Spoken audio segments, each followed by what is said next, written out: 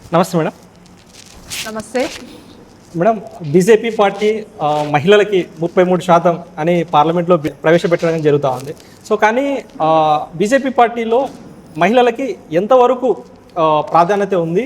అలాగే మీ పార్టీ తరపు నుంచి చట్టసభల్లో వెళ్ళడానికి అదే 33% మహిళలకి కేటాయిస్తున్నారా సీట్లు? ఖచ్చితంగా భారతీయ జనతా పార్టీలో ఇప్పుడు కాదు, మొదటి నుంచి కూడా 33% అనేది మాకు సంస్థాగతంగా ఆర్గనైజేషనల్ స్ట్రక్చరింగ్లో కూడా ప్రాధాన్యత ఇస్తున్నారు. అంటే ప్రతి మెయిన్ పార్టీలోనే కాకుండా మోర్చాలలో కూడా, అపార్ట్ ఫ్రమ్ మహిళా Morcha, every Morcha has got its own మహిళా కోట. అంటే ఇప్పుడు ఫర్ ఎగ్జాంపుల్ ఎస్సీ మోర్చా, తర్వాత ST Morcha and OBC Morcha, so యువ మోర్చా, సో అన్ని మోర్చాస్లో కూడా మహిళలకు ప్రాధాన్యత ఇస్తున్నారు. అదేవిధంగా చట్టసభల్లో కూడా అంటే మహిళలు ఇంట్లో నుంచి బయట రావడమే అరుదు. అట్లాంటిది భారతీయ జనతా పార్టీ ఖచ్చితంగా మహిళలను ప్రోత్సహిస్తూ ఉంది. మేడం, మీరు కొత్తగా రాష్ట్ర మహిళా మోర్చా అధ్యక్షురాలుగా ఎన్నికయ్యారు. సో మీ ఈ టెన్యూర్లో అసలు నెక్స్ట్ భవిష్యత్తులో మహిళా మోర్చా టీం ఎలా ఉండబోతుంది? మహిళల కోసం మీరు ఎలాంటి స్టెప్స్ తీసుకోబోతున్నారు రాష్ట్ర వ్యాప్తంగా? మొదట మహిళా మోర్చాని ఆంధ్ర రాష్ట్రంలో ఖచ్చితంగా బలోపేతం చేస్తాను, నా వంతు కృషి చేస్తాను. అందుకే ఈ జిల్లాల పర్యటన కూడా విస్తృతంగా చేస్తున్నాను. మొదటి నుంచి కూడా నేను రాష్ట్ర అధ్యక్షురాలు అయినప్పటి నుంచి కూడా అన్ని జిల్లాలకు కూడా సందర్శించి అక్కడ కమిటీలను పటిష్టం చేసేదానికి నా వంతు కృషి చేస్తున్నాను. అండ్ ఆల్సో మహిళల కోసం ఏదైతే ఈ చట్టసభల్లో కానీ లోకల్ బాడీ ఎలక్షన్స్లో కానీ ఖచ్చితంగా మహిళలు ముందుండాలి అనేటువంటి ఆ నినాదాన్ని తీసుకెళ్తాను. ఎందుకంటే ఇప్పుడు ఏం చేస్తున్నారు, వాళ్ళ భర్తలు లేదా బ్రదర్సు ఈ విధంగా మహిళలను ముందు పెట్టి వాళ్ళు ఈ యొక్క కార్యక్రమాలు వాళ్ళు గెలిచినా కూడా వీళ్ళే అన్నీ కూడా కార్యక్రమాలు తర్వాత అన్నీ కూడా వీళ్ళు వ్యవహారం వీళ్ళ ద్వారా చేపిస్తున్నారు. అట్లా కాకుండా ఒక మహిళ ముందుకు రావాలి, మహిళే ముందుండాలి. ఎక్కడైనా మీటింగ్స్ కానీ దేనికైనా కానీ మహిళ ఒక ప్రాధాన్యత ఉండాలని చెప్పి కూడా నేను ఈ యొక్క అంశం మీద కూడా ఖచ్చితంగా విస్తృతంగా అన్ని జిల్లాల్లో కూడా ఈ మాట చెప్తా ఉన్నాను. భారతీయ జనతా పార్టీలో మహిళా మోర్చా వరకే మహిళల ప్రాధాన్యత ఉంటుందా?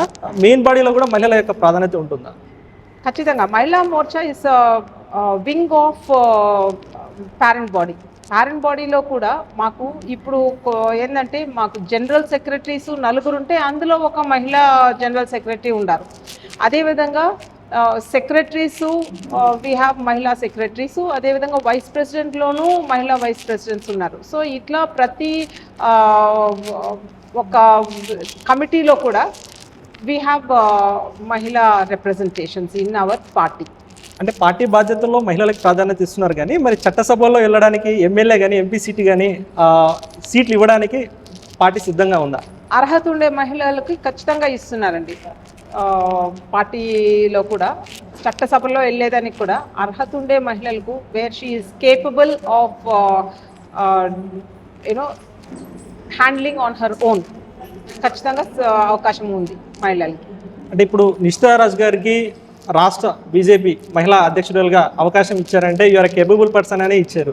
సో 2029లో నిషితా రాజ్ గారిని ఒక ఎమ్మెల్యే కానీ ఒక ఎంపీగా కానీ చూడవచ్చా? 2020లో కాదండి, యాక్చువల్గా 2019లోనే they have given me the opportunity to contest as an MLA. So అందుకని నాకు ఆ కాన్ఫిడెన్స్ ఉంది. డెఫినెట్లీ అందరికీ కూడా అందరు మహిళలకు కూడా చట్టసభల్లో ఆంధ్ర రాష్ట్రంలో మహిళా మోర్చా నుంచి అనేక మంది కంపీట్ చేసేదానికి అవకాశం ఉంది. అంటే రాష్ట్ర స్థాయి నాయకత్వానికి ఇలాంటి ప్రాధాన్యత ఉంటుందా, లేకుంటే జిల్లా స్థాయి మహిళా నాయకత్వానికి కూడా ఇలాంటి ప్రాధాన్యత ఇస్తుందా లేదా? జిల్లా స్థాయి వాళ్ళకు కూడా ఇస్తుంది. అదే చెప్పేది, ఎవరి కేపబిలిటీ ఆర్ ఎబిలిటీకి తగినట్టు వాళ్ళ స్థాయికి తగినట్టు వాళ్ళకి అవకాశాలు ఉంటాయి. దట్ డజంట్ మీన్ దట్ రాష్ట్ర స్థాయి వాళ్ళకి మాత్రమే ఇస్తారని కాదు. సపోజ్ జిల్లా స్థాయిలో కూడా వాళ్ళు, suppose they are able people are people definitely వాళ్ళకి అవకాశం ఉంటుంది. లేదంటే వాళ్ళు లోకల్ బాడీ ఎలక్షన్స్లో కంపీట్ చేయొచ్చును. సో ఇట్లా మహిళలను అనేక విధాలుగా మేము ప్రోత్సహిస్తా ఉన్నాం. అంటే కొన్ని చోట్ల మహిళా నాయకులకి అర్హత ఉన్నా కానీ వాళ్ళకి ఎమ్మెల్యే సీట్ కానీ ఇలాంటి ఇవ్వడంలో కొంతవరకు కన్సిడర్ చేయట్లేదు, ప్రాధాన్యత ఇవ్వట్లేదు అనే వాయిస్ కూడా వినిపిస్తుంది. దీన్ని ఎలా చూస్తారు? అందుకే కదా 33% రిజర్వేషన్ కావాలని చెప్పి ఇప్పుడు మేము గట్టిగా పోరాడుతా ఉన్నాము. సో ఆ 33% రిజర్వేషన్ అనేది ఈజ్ మస్ట్. ఎందుకంటే వేర్ మహిళా representation will be more in the parliament as well as in the legislative assemblies కూడా. కానీ తృణమూల్ కాంగ్రెస్ కానీ వాళ్ళ యొక్క చూసుకుంటే వాళ్ళు అంటే బీజేపీ పార్టీ కంటే ఎక్కువకి మహిళా సీట్లు వాళ్ళు చట్టసభలో ఇచ్చారు. కానీ బీజేపీ అలా ఇంటర్నల్గా ఎక్కడ కూడా ఇవ్వలేదన్న స్టాటిస్టిక్స్ కూడా వాళ్ళు ఈ మధ్యకాలంలో చూపిస్తున్నారు. అట్లానే ఏమి లేదండి, నాకైతే ఆ విధంగా ఏం కనిపించలేదు. ఎందుకంటే అది డైనాస్ట్ పాలిటిక్స్. ఇప్పుడు మీరు ఏదైతే చెప్పినారో తృణమూల్ కాంగ్రెస్ కానీ లేదంటే కాంగ్రెస్ కానీ ఆర్ ఇప్పుడు ఎవరు ఈ మహిళా బిల్లును రిజెక్ట్ చేసినటువంటి వాళ్ళు డిఎంకే అండ్ సమాజ్వాదీ పార్టీ, వీళ్ళు ఇవన్నీ కూడా డైనాస్ట్ పాలిటిక్స్. అంటే వాళ్ళే ఉండాలా, వాళ్ళ ఫ్యామిలీ వాళ్ళే ఉండాలనేటువంటి ఈ యొక్క పాలిటిక్స్ వాళ్ళు ఏదైతే వాళ్ళ ఇంట్లో ఉండే మహిళలకు ప్రాధాన్యత ఇస్తున్నారు, వాళ్ళు మాత్రమే చూస్తున్నారు. అదే నేను అడుగుతున్నది, వాళ్ళకు వాళ్ళ ఇంట్లో వాళ్ళే మహిళల అంటే భారతదేశంలో ఉండే వాళ్ళు ఇంకా మిగతా వాళ్ళు మహిళలుగా వాళ్ళు పరిగణలోకి తీసుకోలేదా? ఎందుకు ఈ యొక్క 33% రిజర్వేషన్ బిల్లు వీగిపోయేలాగా చేసినారని చెప్పి గట్టిగా ప్రశ్నిస్తున్నాం. రాష్ట్ర వ్యాప్తంగా ఆలయ కమిటీస్ అనేది ఫామ్ అవుతుంది ప్రతి ఆలయంలో కూడా. కానీ ఆలయ కమిటీలో కూడా మహిళా ప్రాధాన్యత పెరగాలని చాలా వరకు డిమాండ్స్ వినిపిస్తూ ఉన్నాయి. దీన్ని ప్రభుత్వం దృష్టికి తీసుకెళ్లేది ఏదైనా ఉందా మీ దృష్టిలో?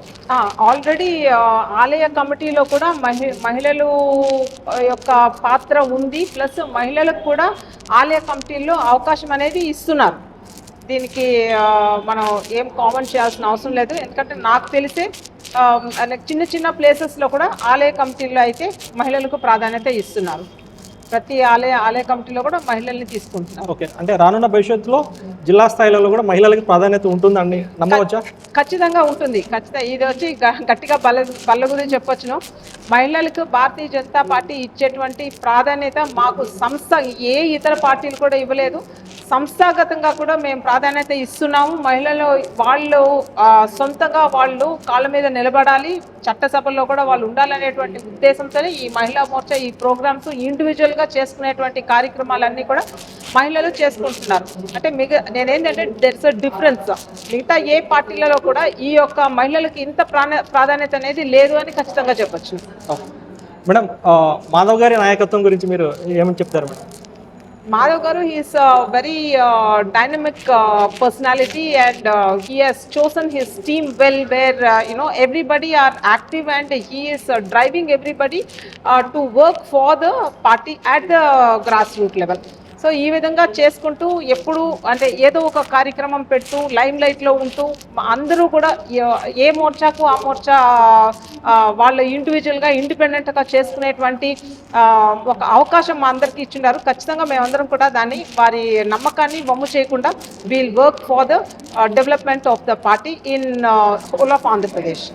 మేడం, మాధవ్ గారి యొక్క ప్రోగ్రామ్స్ అన్ని చూసి ఒక సామాన్య కార్యకర్తగా అందరూ కూడా చాలా సంతోషపడుతున్నారు బీజేపీ కార్యకర్తగా.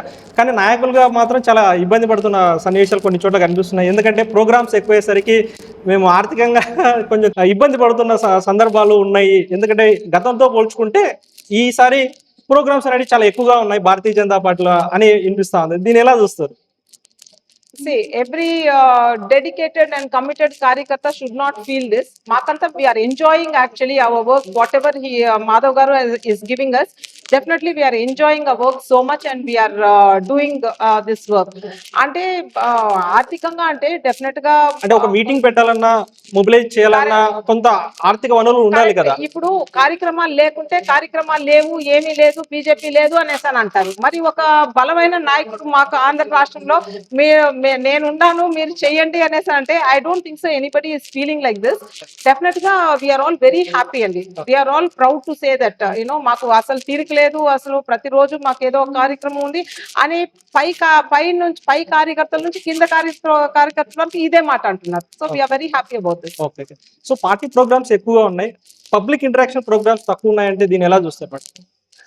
పబ్లిక్ ఇంటరాక్షన్ ప్రోగ్రామ్స్ తక్కువ నేను చెప్పలేమండి. ఎందుకంటే right from the beginning we're into the ద పబ్లిక్ అంటేనే చూడు this is all being covered in the media. So media coverage ఉంటేనే that means what public is getting to know that Bharatiya Janata Party is very actively they are moving forward. And మిగతా పార్టీలు కూడా దడపుట్టేటువంటి పరిస్థితి ఏర్పడతా ఉంది అని కూడా ఐఎమ్ వెరీ ప్రౌడ్ టు. కూటమి ప్రభుత్వంలో ఉన్నందుకు కొన్ని కన్స్టెంట్స్ ఉన్నాయి, కొంచెం ముందుకెళ్ళాలంటే కొంత అగ్రెసివ్ వెళ్ళాలన్నా కొన్ని హడిల్స్ ఉన్నాయి అనేది కూడా ఒక వినిపిస్తుంది. హర్డల్స్ అంటే like we are not able to do that what is ఏదైనా ధర్నాలు అట్లాంటి కార్యక్రమాలు ఉండవు. కానీ బట్ భారతీయ జనతా పార్టీ ఏదైనా కానీ వెదర్ ఇట్ ఈస్ కూటమిలో ఉంటే కూడా ఒకవేళ తప్పు అనేసి అని అనిపిస్తే ఖచ్చితంగా మేము అది కూడా భారతీయ జనతా పార్టీ ఖచ్చితంగా ప్రశ్నిస్తుంది. Thank you.